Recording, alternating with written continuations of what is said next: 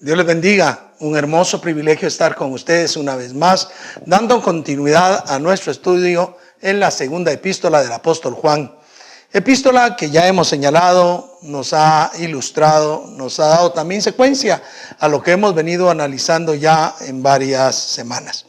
Y digo esto porque hemos visto Abdías, tercera Juan, Filemón y ahora segunda epístola de Juan. Y el tema ha sido bastante aleccionador para que trabajemos dentro de la iglesia, para que vivamos como buenos hermanos en la fe. Ya estábamos en unos versículos bastante serios de la epístola.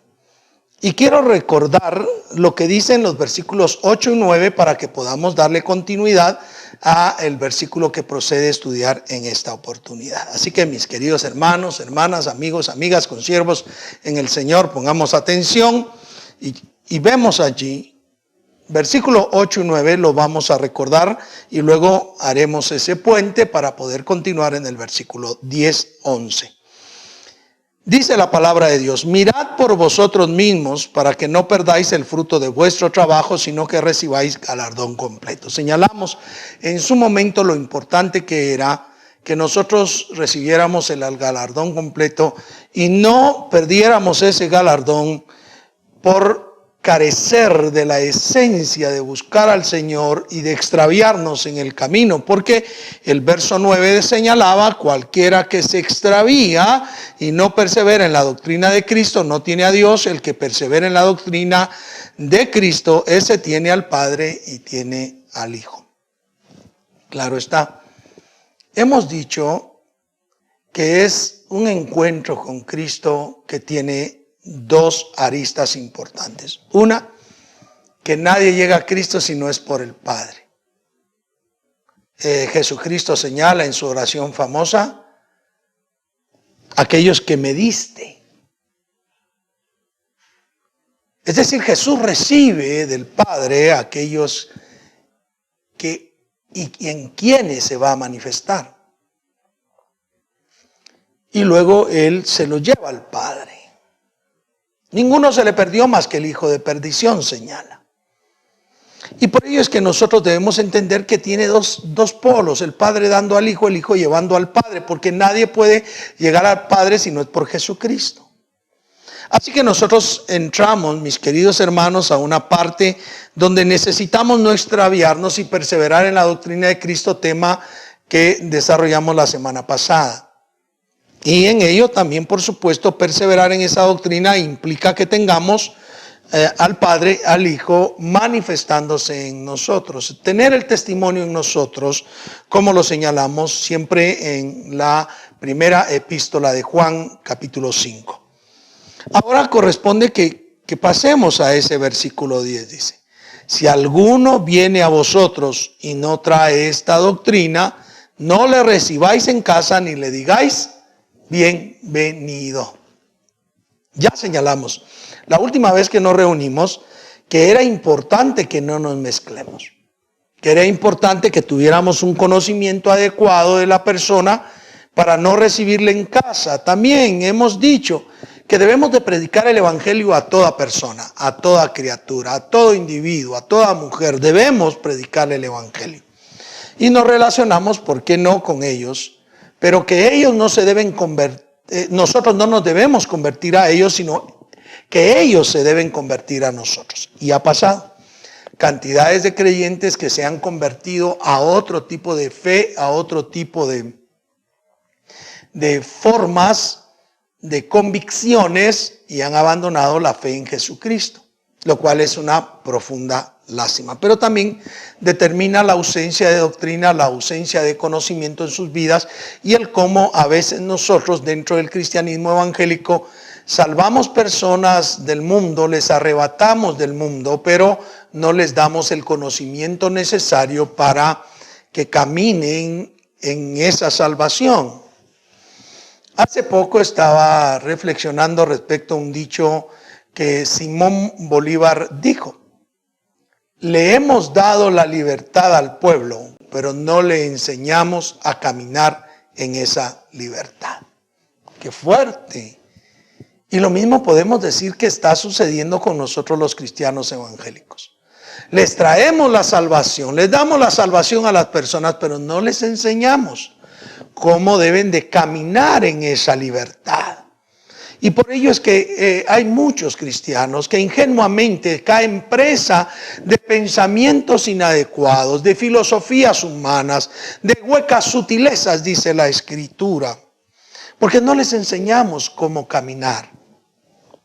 Cuando el Señor Jesucristo, en el libro del Evangelio, según Mateo, capítulo final, el capítulo 28, de los versos 18 al 20, es citado por el escritor sagrado, Él indica: vayan por todo el mundo y hagan discípulos a las naciones, bautícenlas, o sea, bautizándolas en el nombre del Padre y del Hijo y del Espíritu Santo, enseñándoles que guarden todas las cosas que os he mandado, y aquí yo estoy con vosotros todos los días hasta el fin del mundo. Termina diciendo amén. Ahora notemos ahí que dice enseñándoles todas las cosas que os he mandado. No puede ser que nosotros simplemente convirtamos a las personas, les expliquemos el evangelio, entiendan la salvación y después no les enseñemos la manera en la cual deben de vivir, de caminar, de ser creyentes en este mundo. No puede ser. Sin embargo, está sucediendo. Y por ello, insisto, hay fragilidad en la fe del cristianismo evangélico. A veces hay cristianos evangélicos que citan la Biblia sin entenderla. Alguien en cierta oportunidad decía que los evangélicos solamente somos memorizadores de versículos. Y yo digo que en cierta medida tiene razón, aunque lo dijo con el hígado, aunque lo dijo solo por criticar y por defenderse equivocadamente. La realidad es que en muchos casos sabemos 2, 3 versículos, 4, 10, 15, 20, 100 versículos, y con ello creemos que armamos todo el escenario de la fe cristiana, y eso, déjeme decirlo, no es cierto. De hecho, poder citar versículos de memoria a veces es una arrogancia, más bien, y no una esencia de una vida transformada. La vida transformada, la vida cambiada, la vida donde el testimonio de Cristo, donde el Padre y el Hijo moran en nosotros y donde nosotros somos obedientes a los mandamientos, en donde también, por supuesto, no nos extraviamos del camino, y como cita el salmista, por más torpe que fuere aquel, no se extraviará del camino. Aquellos que hemos sido salvos no nos perderemos. Se extravía la persona por propia voluntad, y ya señalamos en alguna reunión que hay muchos que se han extraviado y que en la misma Biblia podemos ver que tuvieron la oportunidad de estar caminando en el camino correcto, pero de manera voluntaria escucharon otra idea, otra forma de pensar, y consideraron racionalmente que era la forma más adecuada, y se extraviaron y se perdieron. Así que nosotros debemos de tener mucho cuidado, porque en lugar de dejar que nuestro corazón titubee en pensamientos que son impropios, deberíamos afirmar nuestro corazón, nuestra mente, nuestra fe en la palabra del Señor. De esa cuenta, déjeme decirle, por ejemplo, hay muchos cristianos evangélicos que de repente llegan a su congregación preguntando: mire, hermano, ¿y por qué la Biblia no explica quién fue la mujer de Caín? Y lo hacen porque algunos quieren sembrar duda de la existencia de una creación paralela. Es decir, que no solamente fue creado Adán y Eva, sino había otra creación, porque de la nada surgió la mujer de Caín, y no es cierto. Las narrativas bíblicas, queridos hermanos y hermanas, son una selección específica de historias para ilustrarnos, para enseñarnos, para ser ejemplo de cómo debemos de vivir nosotros en fe en esta vida. Pero las personas dialogan con algunos que no son detractores de la Biblia, pero sí cuestionan la Biblia y la entienden de su manera, y de esa manera tratan de forzar a que se entiendan ciertas cosas dentro de la Escritura. Nosotros, pese a eso, debemos de ser verdaderos testificadores de la realidad de Cristo. Por eso es que dice acá: si alguno viene a vosotros y no trae esta doctrina, no le recibáis en casa, ni le digáis bienvenido. Ahora, ¿era por temor? ¿Es por miedo? No, no debe ser por miedo. ¿Existe precaución? Sí, quizá debe existir precaución. Pero más que todo tiene que ver, porque no podemos darle la bienvenida a una persona, porque el verso 11 dice, porque el que le dice bienvenido participa de sus malas obras. Las malas obras, queridos hermanos, acá tienen y guardan relación con pecado, pero van más allá que eso. Porque las malas obras puede ser, en ese sentido, el anunciar equivocadamente la doctrina de Cristo. Desde aquellas personas que no conocen, que hablan mal o que diseminan pensamientos inapropiados, inadecuados y no fundamentados en la Biblia, a personas que pueden estar jugueteando con la fe y tratar de entender la fe en su propia forma de razonar. Debemos de tener cuidado porque en nuestra casa, en nuestro hogar, debemos recibir a todos. Ahora, recordemos que la Biblia demanda de nosotros que seamos buenos anfitriones, porque muchos sin querer hospedaron ángeles. Pero esto se está refiriendo más a aquellas charlas, aquellas discusiones de fe que se arman a veces y que muchos cristianos han optado por no pelear, no decir nada o solamente escuchar a las personas. Judas nos dice de una manera muy fuerte que contendamos ardientemente por la fe. Pedro, tocando la misma temática, indica que debemos de estar preparados con mansedumbre y reverencia para presentar defensa ante todo aquel que demande razón de la esperanza que hay en nosotros. Haciendo una combinación de ambos, podemos deducir que debemos de capacitarnos. Y este es el llamado primario que tenemos acá, antes de señalar más en estos versículos. Preparar nuestra fe, preparar nuestro conocimiento. Ya hemos indicado allá en Efesios capítulo 4, versos 12 en adelante, que la labor de los ministerios es con el propósito de perfeccionar a los santos en la obra del ministerio hasta que todos lleguemos a la estatura de la fe y del conocimiento de Dios, a estar todos crecidos, desarrollados en la fe y en el conocimiento del Hijo de Dios. Al final dice, para que no seáis más niños llevados por cualquier viento de doctrina, por estratagemas de hombres. Debemos aprender a preparar nuestra fe en la doctrina de Cristo, tenerla como ese pilar fundamental en nuestro ser. Sin llegar nosotros a ser monarquianistas, modalistas, dándole a Jesucristo un lugar preeminente en la Trinidad, debemos reconocer que es muy importante la doctrina de Cristo, como tan importante es la doctrina de Dios y la doctrina del Espíritu Santo. Dios el Padre, el Hijo, Espíritu Santo, esa Trinidad que nosotros hemos creído y confesamos. Es necesario que estemos bien conocidos, bien sabedores de esa doctrina. No podemos desplazar, queridos hermanos, simplemente a una persona que en su forma de ver, en su forma de doctrina, le han enseñado, sí, a memorizar y a defender ciertas cuestiones que saben que los cristianos evangélicos a veces pasan por alto. Ya hemos indicado más de alguna oportunidad que hay estudios pertinentes en los que se señala que tan solo el 9% de cristianos evangélicos sabemos la doctrina de la organización a la cual pertenecemos, lo cual es muy malo.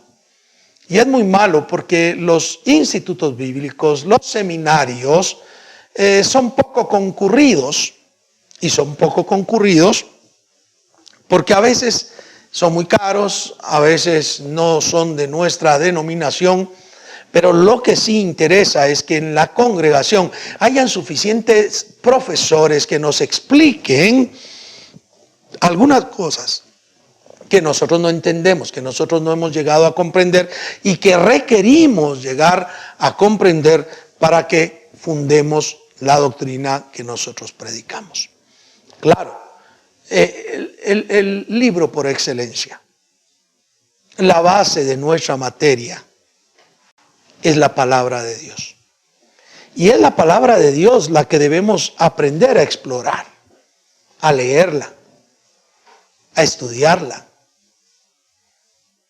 Cuando uno recuerda a Esdras, la Biblia enseña que había preparado su corazón de antemano para inquirir respecto a la palabra de Dios, para aprenderla, para ponerla en práctica y luego para enseñarla. No se trata de poner de maestro en la iglesia al que asiste más, ni a alguien que sea arrogante en su conocimiento.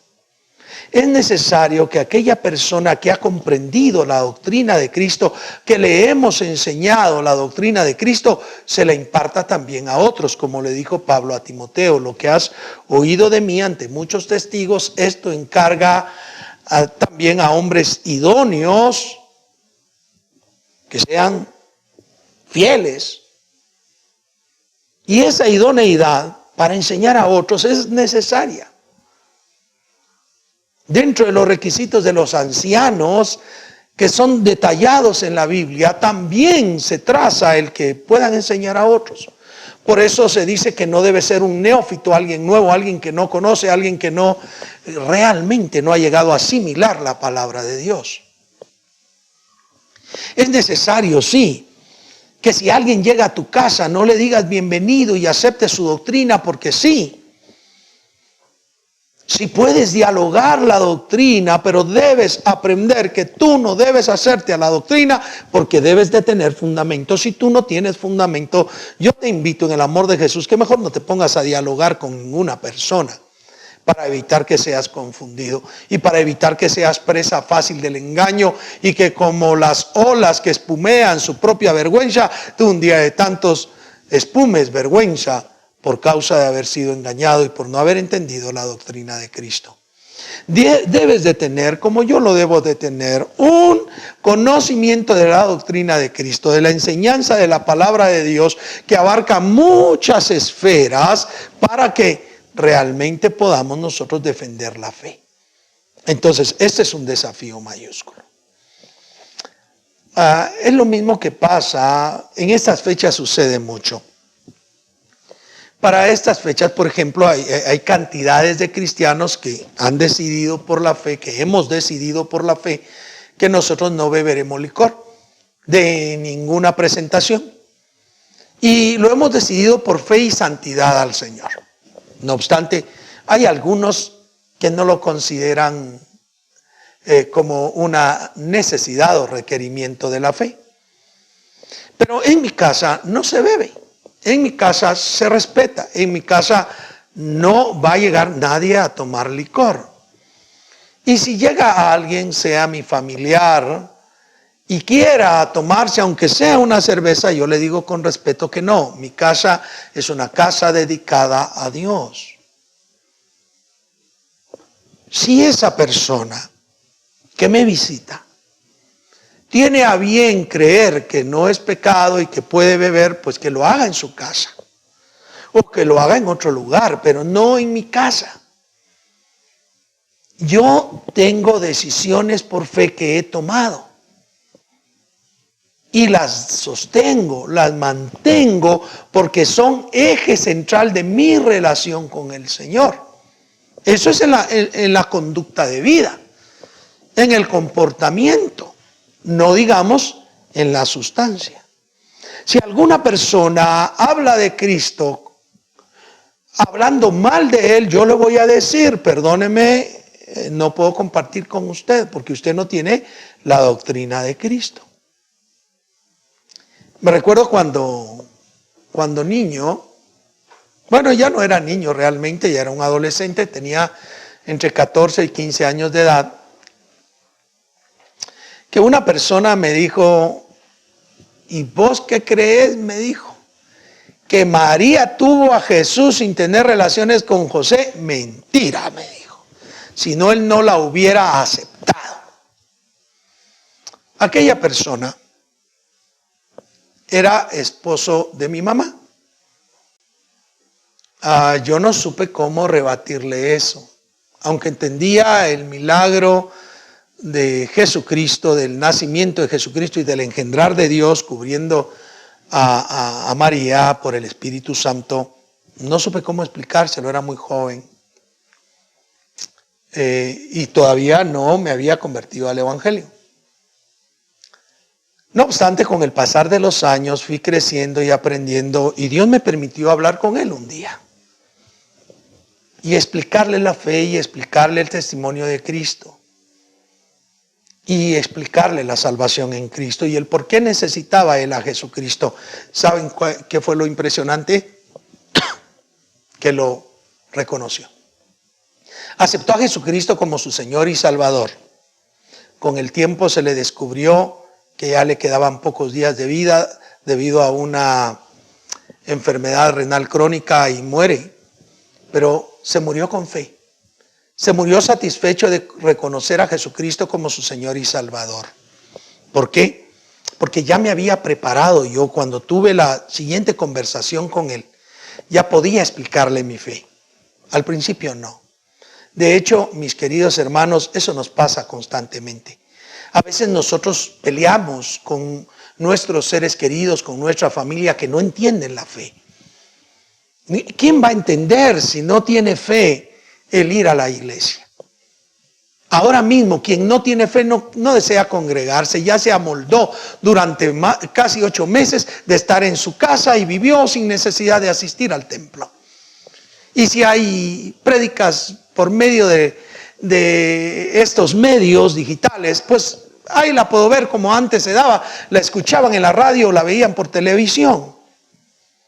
No tienen fe para asistir, para congregarse. Pero su corazón tiene que estar con Jesucristo.